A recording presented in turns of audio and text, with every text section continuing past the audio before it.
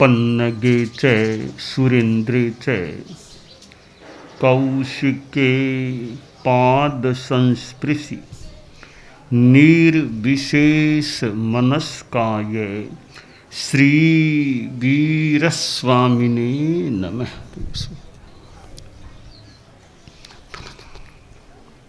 अरहत वाङ्मय में कहा गया है, जाजा बच्चई रयणी न सा पड़ी नियत्तई धम्मम तु गुण मानस्य सफला जंतिराइयो। जाजा बच्चई रयणी न सा पड़ी नियत्तई अहमम गुण मानस्य अफला जंतिराइयो। आश्रय शास्त्र में बताया गया है कि जो जो रात्रि बीत जाती है वह लौटकर नहीं आती है। धर्म करने वाले की रात्रियां सफल हो जाती हैं और अधर्म करने वाले व्यक्ति की रात्रियां अफल हो जाती हैं। यहाँ रात्रि शब्द काम में लिया गया है और हमारी यों भाषा में थोड़ा पहले भी संभवतः कहा जाता था कि अमुक गांव में इतनी रात्रियों का प्रवास करने का भाव, इतनी रात वहाँ करने का भाव है। कई बार दिन नहीं बोल के इतने रातों और इतनी रात का प्रवास उस गांव में करने का भाव है। यह रात्रि और दिन यों तो जुड़े हुए हैं। दिन आता है फिर रात आ जाती है, रात के बाद फिर दिन आता है। दिन में तो मान लो कभी लेट पहुँचे, रात तो मोटा मोटी वहीं होनी है, तो रात का प्रवास तो थोड़ा निश्चित हो सकता है। दिन में कोई 11 बजे पहुँचे, 1 बजे पहुँचे, 2 बजे, दिन कितना तो अन्यत्र चला जाए। रात प्राय एक ही जगह बीतती है। हम यहाँ रात्रि को एक समय का प्रतिनिधि शब्द मान लें। जो जो रात्रि कह दें, दिन कह दें, समय कह दें, बीत जाता है वह वापस नहीं आता। यह वापस नहीं आता, इस बात को बताने का प्रयोजन क्या है? हम यूँ समझें कि सावचेत किया जा रहा है कि जो चीज़ वापस आ जाए फिर तो ठीक है, आज नहीं तो कल, कल नहीं तो परसों कर लेंगे। जो वापस नहीं आने वाली है आज करना उसको कर लो। आज का दिन गया वो गया, यानी समय का बढ़िया उपयोग कर लो। विक्रम संवत 2081 चला गया। आज चैत्र शुक्ला प्रथमा है और यह भी एक बात है कि आधा चैत तो 81 में जा चुका, अब आधा चैत शुक्ल पक्ष है वो 82 का है। फिर आगे कृष्ण पक्ष आधा 82 को मिल सकेगा। तो चैत का आधा हिस्सा इधर, आधा हिस्सा उधर, यूँ ये होता है। गुजराती संस्कृति वाले में कार्तिक शुक्ला एकम से शुरू होता है, तो कार्तिक कृष्ण पक्ष उधर चला गया, या शुरू भी वैसे होता है, बाद में कृष्ण आता होगा, या तो बाद में कृष्ण गया तो गया कल, अब शुक्ल आ गया, अब बैसाख शुरू होगा। गुजराती में वो फिर वापस कृष्ण आ जाता है क्या कार्तिक में, इसमें वापस कृष्ण नहीं आता है, वो तो अंत में फिर आने वाला है। क्यों? यही बात है। विक्रम संवत में 82 का कृष्ण पक्ष बाद में, तो गुजराती में उसकी ठीक साथ में आ जाते हैं, यानी शुक्ल पहले कृष्ण बाद में। कार्तिक का शुक्ल पहले कृष्ण बाद में, फिर मिक्सर का शुक्ल, दोनों का शुक्ल साथ में ही है। शुक्ल पक्ष दोनों का ही साथ में है, कृष्ण पक्ष आगे। मेरा शुक्ल पक्ष से ही शुरुआत है महीना। इसका मतलब कार्तिक शुक्ल, कार्तिक कृष्ण, फिर मिक्सर शुक्ल, मिक्सर कृष्ण। 15 दिन पीछे था। तो गुजराती में थोड़ा अंतर है, फिर मतलब महीने का थोड़ा अंतर रहता है, कृष्ण का शुक्ल का। विक्रम से शुक्ल गुजरात, पक्ष दोनों साथ में। हाँ शुक्ल दोनों का एक समान है। विक्रम संवत में चैत्र महीना है, वो आधा इधर का और आधा उधर का। प्रश्न है भी अगर ऐसा होता कृष्ण एकम से ही शुरू हो जाता विक्रम संवत, तो पता नहीं जो भी समय की व्यवस्था है उसके हिसाब से ये संवत चलता। एक समय था हमारे धर्म संघ में सावन बदी एकम से नया वर्ष शुरू होता था। सावन बदी आज भी प्राचीन इतिहास तेरा पंथ का है।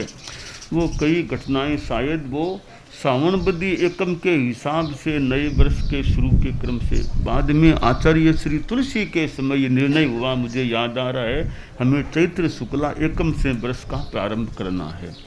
यह निर्णय गुरुदेव तुलसी के समय हुआ था। उससे पहले श्रावणादि वर्ष चलता था, अब चैत्रादि वर्ष चल रहा है, ऐसी स्मृति हो रही है। तो आज विक्रम संवत 2082 का प्रारंभ हुआ। यह काल की व्यवस्था है। मूल बात है काल का बढ़िया उपयोग करें, क्योंकि ये काल ऐसा तत्व है जिसमें आदमी कार्य कर सकता है कि समय है तो काम कर सकेंगे। टाइम एंड स्पेस, काल और क्षेत्र, ये दोनों चाहिए कुछ भी कार्य करने के लिए। कि टाइम नहीं और क्षेत्र नहीं तो काम कैसे होगा। मान लो किसी कंपनी को, किसी को काम करने के लिए ऑफिस चाहिए या टाइम चाहिए, तो अब विद्यालय है तो स्थान मिल गया, मान लो बच्चों को टाइम मिल गया तो अध्ययन हो सकेगा। तो हर कार्य को हम देख लें सामान्यतया कि टाइम एंड स्पेस दोनों जरूरी है, कि समय मिले, स्थान मिले काम करने के लिए तो कार्य हो सकता है। तो यह टाइम हमारे जीवन के साथ मानो अभिन्नता से या बहुत सघनता से जुड़ा हुआ है कि समय चाहिए, और प्रकृति से हमें समय तो सहज मिल रहा है, सहज समय मिल रहा है। कोई खरीदने की ज़रूरत नहीं, समय बस मकान तो खरीदना पड़ सकता है, बनवाना बनाना पड़ सकता है, पर टाइम को यूँ कोई खरीदने की ज़रूरत नहीं है।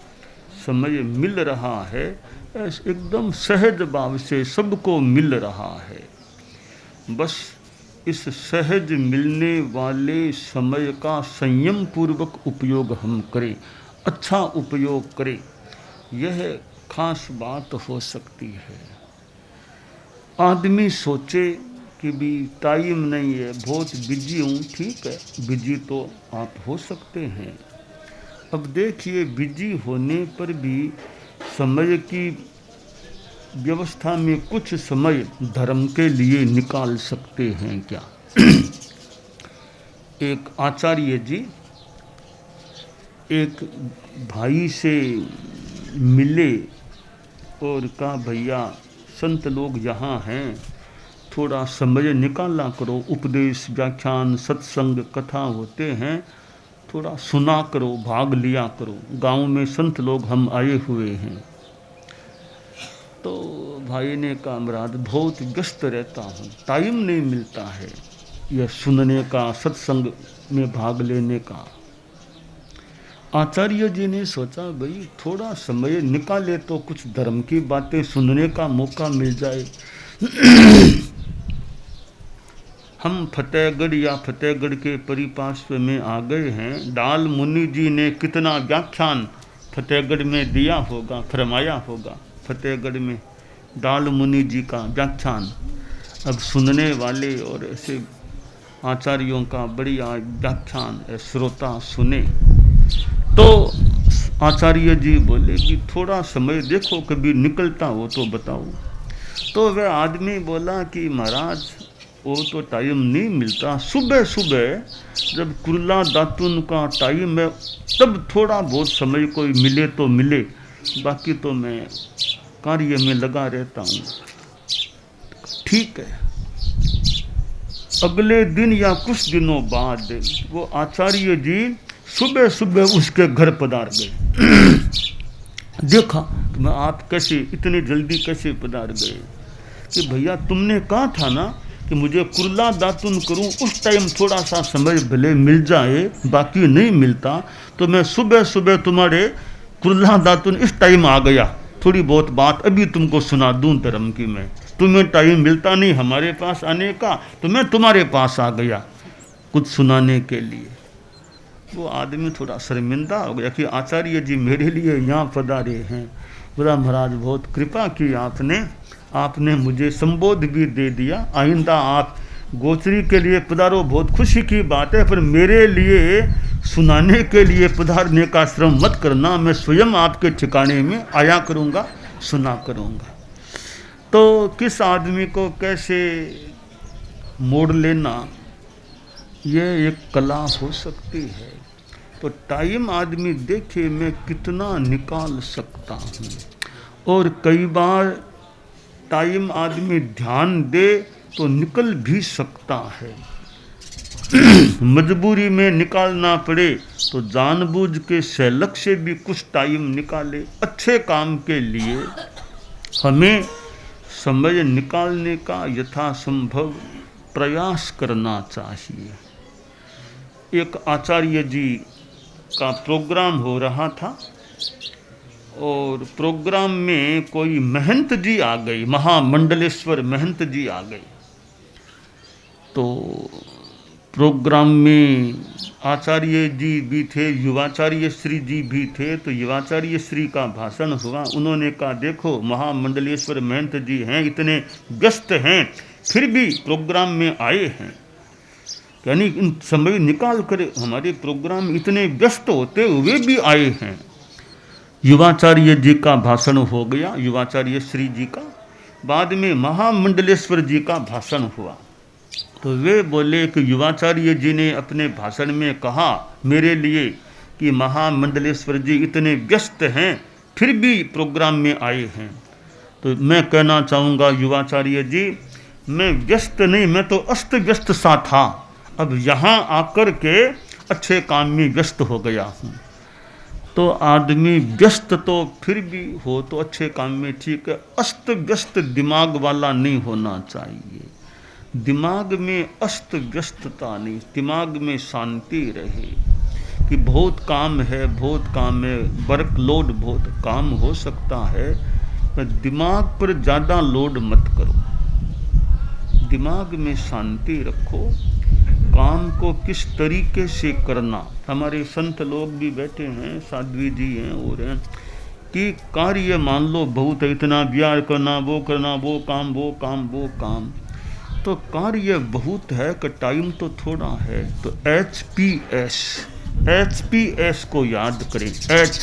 Happiness, H for happiness. पहली बात है दिमाग में प्रसन्नता रखो, मन में शांति रखो, हड़बड़ाओ मत, बहुत यहाँ उद्विग्न से मत बनो, शांति रखो, हैप्पीनेस, प्रसन्नता रखो। पहली बात यह है। दूसरी बात P फॉर प्रायोरिटी। प्रायोरिटी किसको देना वो देख लो, कौन सा काम ज़्यादा महत्वपूर्ण और ज़्यादा ज़रूरी और जल्दी पूरा करने लायक है वो देख लो। काम तुम्हारे पास कई हैं, तो जिस काम को जल्दी सलटाना ज़रूरी है वो तुम पहले देख लो। तो वो जल्दी वाले काम पहले सलटाते जाओ, थोड़े बाद में हो सके उनको एक बार छोड़ दो। तो प्रायोरिटी किसको देना वो देख लो। तीसरी बात है सैक्रिफाइस, कि भाई काम कई महत्वपूर्ण है, टाइम कम है, तो थोड़ा कुछ चीज़ों को छोड़ो, सैक्रिफाइस, बलिदान छोड़ो। क्या छोड़ो कि भाई अखबार में रोज़ देखता हूँ ना 15-20 मिनट, आज अखबार को छोड़ दो पढ़ना, आज पहले दूसरा काम सलटाओ। अखबार तो रख लो, कल पढ़ लेना, अपने पास रख लो, कल पढ़ लेना। आज तुम जो ज़रूरी काम है वो आज सलटाओ। और तो भी और टाइम चाहिए, बहुत ज़रूरी कई काम और हैं। तो ऐसा करो, आज तुम एक टाइम का आहार छोड़ दो, आज भोजन 3 टाइम 1 टाइम छोड़ दो, तो आहार का 15-20 मिनट मिल गया ना, वो टाइम भी काम में लगाओ।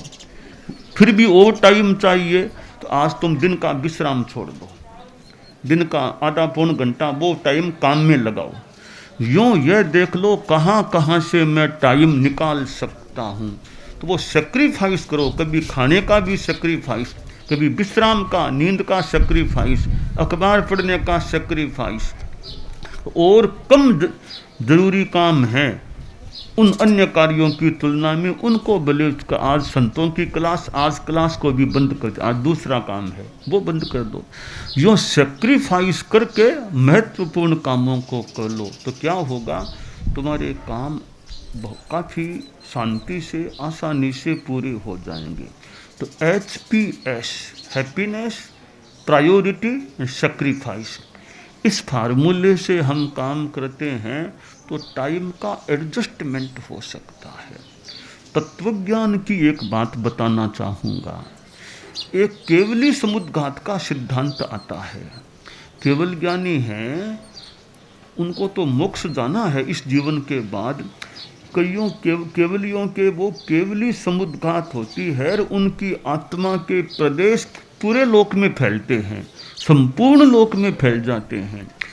केवली समुद्घात होती है, क्यों होती है, कि वो टाइम मैनेजमेंट के लिए, एक तरह से कैसे कि आयुष्य क्रम तो मान लो थोड़ा है, ये वेदनीय नाम गोत्र भी ज़्यादा है, तो थोड़े टाइम में उन कर्मों को कैसे भोगा जाए, तो वो फिर एक एडजस्टमेंट बिठाने के लिए ऐसा कोई प्रक्रिया का क्रम बनता है कि वो कर्म कोई झड़ते हैं, करते हैं कि इतने टाइम में सारा काम हो जाए। तो आयुष्य कर्म और अन्य 3 कर्मों का एडजस्टमेंट बिठाने के लिए संभवतः वो केवली समुद्घात होती है।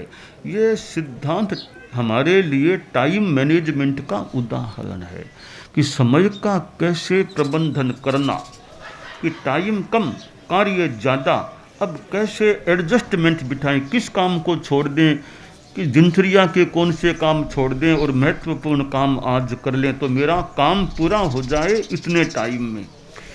तो इस प्रकार आदमी टाइम मैनेजमेंट बिठाना, एडजस्टमेंट बिठाना सीखे कि महत्वपूर्ण काम को कम कर दे और महत्वपूर्ण काम को प्राथमिकता दे दें, जरूरी काम को प्राथमिकता दे दें। तो यह विक्रम संवत 82 का आज शुरू हुआ है और 1 साल का लगभग मानो यह समय है। इस 1 साल में आदमी कोई सोच सके तो सोचे भी मुझे क्या करना चाहिए, 1 साल में क्या विशेष काम करूं, कोई प्लानिंग भी की जा सकती है, फिर प्लानिंग का इम्प्लीमेंटेशन, क्रियान्वयन भी हो तो कार्य की कोई निष्पत्ति आ सकती है। तो शास्त्र में जो कहा गया, जा बच्चई रयणी नशा पड़ी नियत, जो रात्रि बीत जाती है वह लौटती नहीं है। तो बीतना तो धर्म है, एक क्रम है काल का, काल बीत रहा है, पर हम बीतने वाले काल को हमारे लिए उपयुक्त प्रयुक्त इस ढंग से करें कि हमारे लिए वह फलदायी, यानी उस काल में हमें कोई फल मिल सके। तो काल तो समवर्ती है, अपने ढंग से आता है, बीतता है, बस उस काल में हम क्या कर सकते हैं बढ़िया, उस पर हम ध्यान दे लें। इस विक्रम संवत 82 में आशा करें हमारा जैन विश्व भारती लाडनू में प्रवेश हो जाएगा और आशा करें 83 का विक्रम संवत हमारा जैन विश्व भारती लाडनू में प्रारंभ होगा। आशा करें योगक्षेम वर्ष शुरू हो चुका होगा अब तक तो, और आशा करें यह छोटी खाटू में मर्यादा महोत्सव भी अब तक अगली 83 लगेगा तब तक वो कार्य भी संपन्न हो चुका होगा। और इधर अहमदाबाद प्रेक्षा विश्व भारती का चतुर्मास भी इस 82 के विक्रम संवत में संभावित है, आने वाला है। और इधर दिशा में ये अक्षय तृतीया, फिर पालनपुर में भी ये पट्टोत्सव आदि प्रोग्राम है। तो ये सारा फिर उत्तर गुजरात की यात्रा, शाही बाग, अहमदाबाद के उपनगर, फिर प्रेक्षा विश्व भारती और आगे कंटालिया का प्रवास भी इसी 82 के विक्रम संवत में संभावित है। और सिरियारी भिक्षु स्वामी का जो एक महाप्रयाण का स्थल है, समाधि स्थल है, वहाँ भी हमारा जाना इसी विक्रम संवत में हो सकेगा। तो अनेक क्षेत्रों में इस वर्ष जाना संभावित है, हो सकेगा। चतुर्मास, मर्यादा महोत्सव आदि आदि कार्यक्रम। और ये आचार्य भिक्षु का त्रिशताब्दी वर्ष भी इसी 82वें विक्रम संवत में शुरू होने वाला है और 83वें में फिर आगे संपन्न होने वाला है। तो आचार्य भिक्षु की यह जन्म त्रिशताब्दी का अवसर भी शुरू होने के रूप में इसी 82 के विक्रम संवत में आने वाला है। तो हम इन सब अवसरों का यथा योग्य लाभ उठाने का यथोचित प्रयास करें, यह काम्य है। और समय को सार्थक बनाने का प्रयत्न रखें, यह काम्य है।